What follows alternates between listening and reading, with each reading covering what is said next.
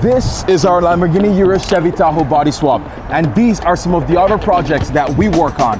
If you guys do not know, we're a full-time shop, and so we built a lot of really cool custom cars. And so this Lamborghini Urus Chevy Tahoe body swap, which we've named the Uraho, it's just for fun, pretty much our version of a pizza day. A lot of you guys that are following us now might have not heard of our shop or do not know what kind of builds that we build. And so we're just gonna give you guys a shop tour and show you guys everything else that we're working on. And we're also gonna be giving you guys an update on the Uraho, because there's some things that we've done off camera and there's a lot of things that we still have to do. And so with that said, let's get started.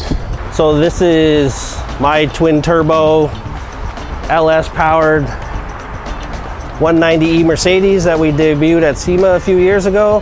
Texas speed, 408 stroker. It's got a daily engineering dry sump system in it, precision twin turbos. It's got a rear mount radiator, full custom interior. We gutted it, we built a cage. It's got a bunch of carbon bits in there.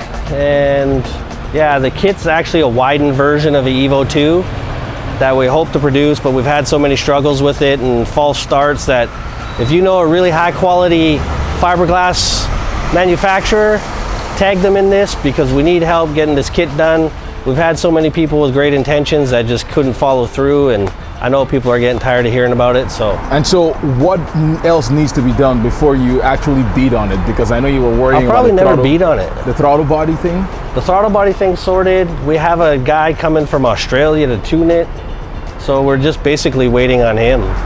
And then, yeah, the reality of me actually beating on it is probably not great. It's too nice. It's too nice. Compared to this thing. Yeah, I built this to beat on it. This is my pride and joy. So this is one of our projects. If you want to go check it out, there's lots of videos on it. Then after that came our 996 slant nose. It's an old new wide body kit that I did on a cabriolet. We modified a bunch of things.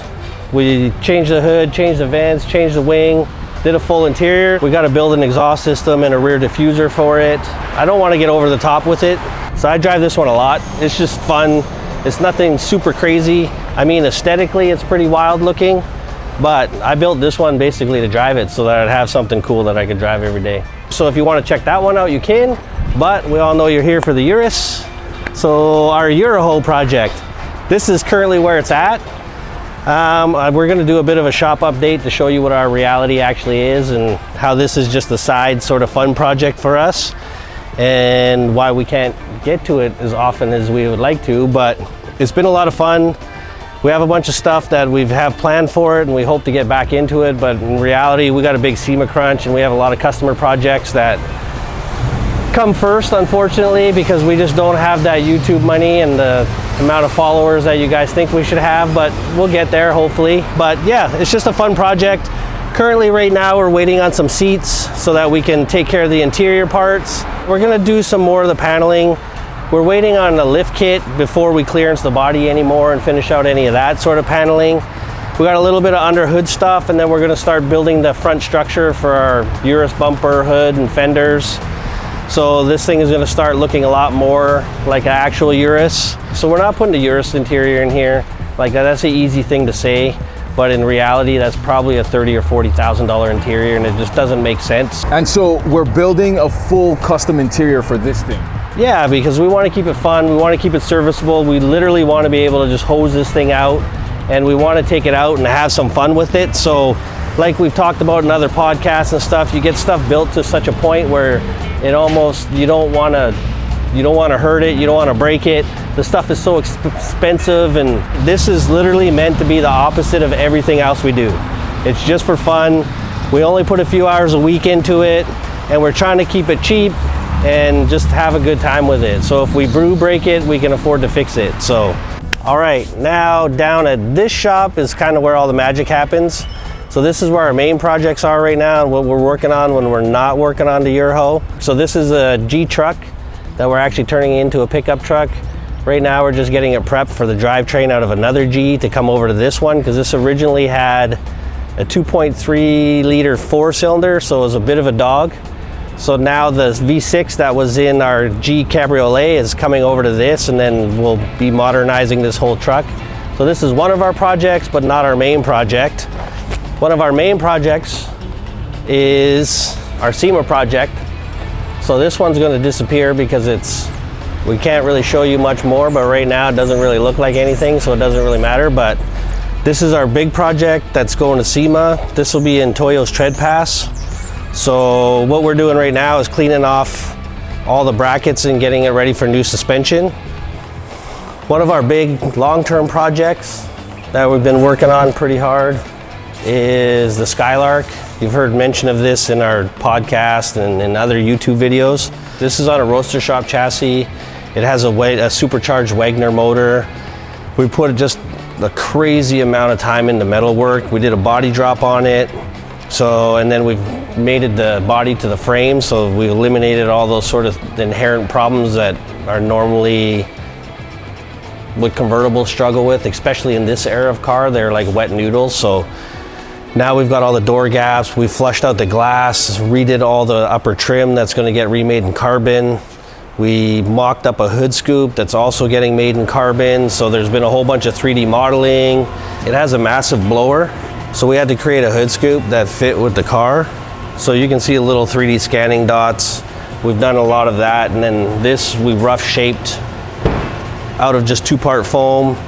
Then we did the tape and a bunch of clay work, and then from that we scanned it, put it in the computer, cleaned it all up. Now this is out we'll get a mold created for it, and then that'll get laid up in carbon. This is another one of our big EV projects. So this is a 66 Series 1, 2 Defender? I don't know. One, yeah. Maybe. Let us know in the comments. Let us know in the comments. You probably know better than I do. We just do the work. So yeah, this one's getting one of Revolt's engine packages as well. And then we'll drop some footage in of the interior. She wants to keep this very much on the aesthetic of the vehicle, so we're not doing a lot of whizzy upgrades. We are putting some interior structure to it just because these things are made modularly. They're literally ex-military vehicles, like utility vehicles. So this thing is just loose as can be. So we're putting a cage in it that's not as, we don't want it to look like it has a cage. So we're trying to integrate it into the inside as much as we can without making it super obvious and getting too off-roady looking. So that's been some things that we worked on. We put a new interior in it. Like I said, we'll have a look at that in the upholstery shop. Okay, here's another project that's in the shop that people have sniped in the back of our videos and we get a lot of questions about. This is Rob's 240. So this is one of those long-term projects that just, you can kind of tell it's turned into a shelf, but that's the reality of personal project cars, because customer cars always come first.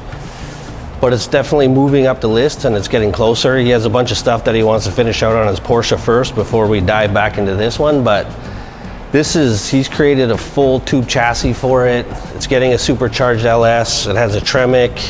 I believe it's going to be running a version of Corvette Z06 brakes. And he'll probably be creating all of his own suspension arms and components. So yeah, hopefully we can get back on this soon. But yeah. That's it. And then Lambo parts. Oh, more Lambo parts? Yes. The infamous Euro. So I think Rob's actually put some time into hammering these out.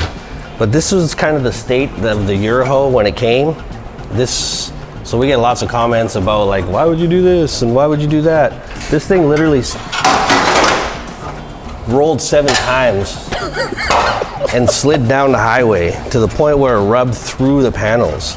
That's so insane. Before you guys get too crazy, this was literally scrap, and then we're just doing something fun with it. Yep, there's Euro under the Datsun, there's Euro parts.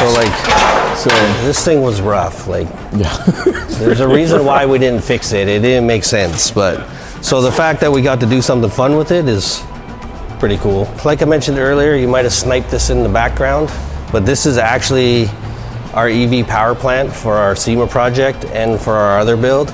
This is Revolt's, I think they call it CR something power plant, but I don't know.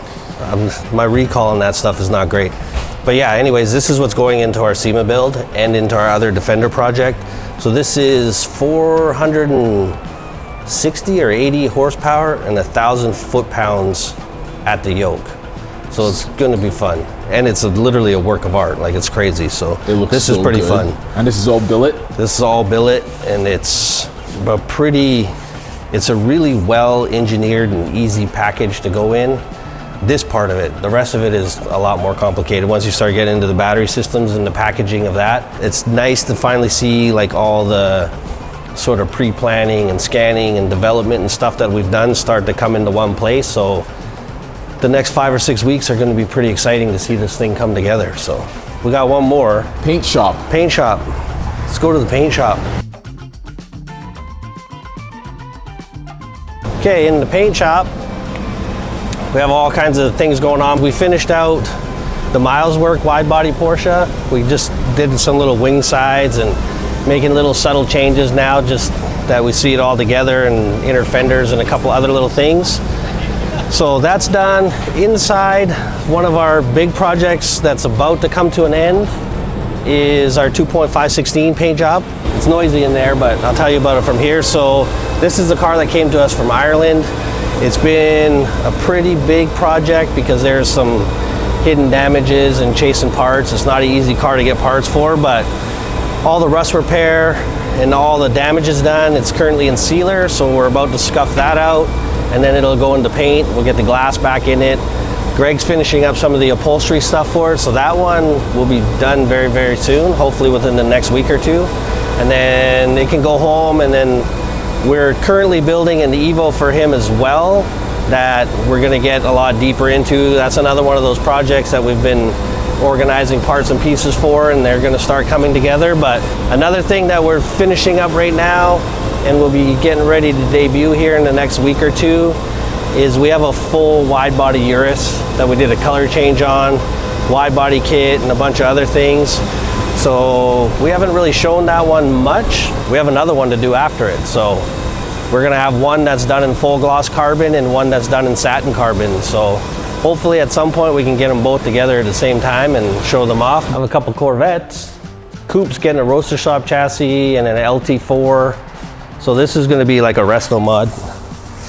But this is probably sometime in the new year once we start getting parts and things start arriving. This one, we're just putting it back together and cleaning up some things, and that one's gonna leave. I'm gonna sell it, so if you're looking for a 67 convertible, 4-speed car, I have one. And from our last shop update, we finished up with some projects like the Supra, the Delahaye, the Testarossa, and the Bentley. And so those have all left the shop and gone back to their owners. And so that's pretty much it, guys. We still have a lot of changes coming to the Euro and a lot of other projects. So if you were interested in some of the projects that you saw, we'll leave links in the description to all of the videos, because we have videos on all of them. The Evo, the slant nose. And so with that said, thank you guys so much for watching this video, and we'll see you guys in the next video. Bye.